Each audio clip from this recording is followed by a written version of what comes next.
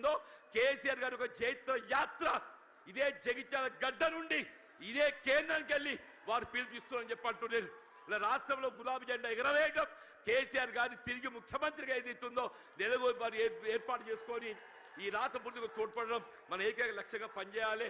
మరి ఆ విధంగా పనిచేసే అవకాశం కల్పించినందుకు మరి హృదయపూర్వక ధన్యవాదాలు చెప్తామని చెప్పండి. వాస్తవంగా ఏదైతుందో కేటీఆర్ గారు హరీష్ రావు గారు వాళ్ళు రావాల్సిందే.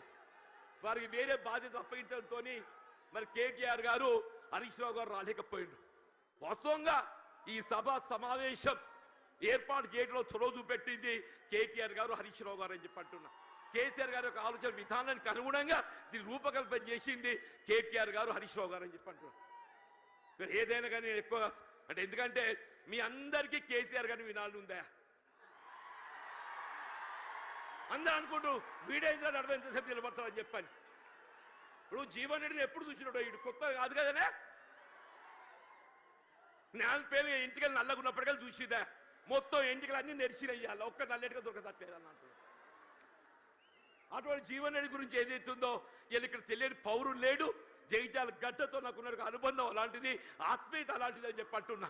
నా భావి జీవితం శేష జీవితం ఏదైతుందో కేసీఆర్ యొక్క నాయకత్వం లోపల తిరిగి ఏదైతుందో బీఆర్ఎస్ పార్టీ ప్రభుత్వం అధికారం రావటం ఏకైక లక్ష్యంగా ఏదైతుందో మన అంతా నడువు బిగించాలని చెప్పి కోరుతూ నేను సెలవు తీసుకుంటున్నా. జై హింద్, జై తెలంగాణ, జై తెలంగాణ, జై తెలంగాణ.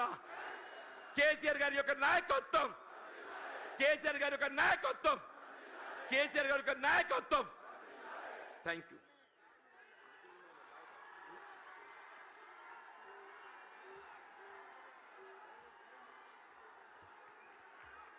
ఇప్పుడు మీరు ఎప్పటి నుంచో ఎదురు చూస్తూ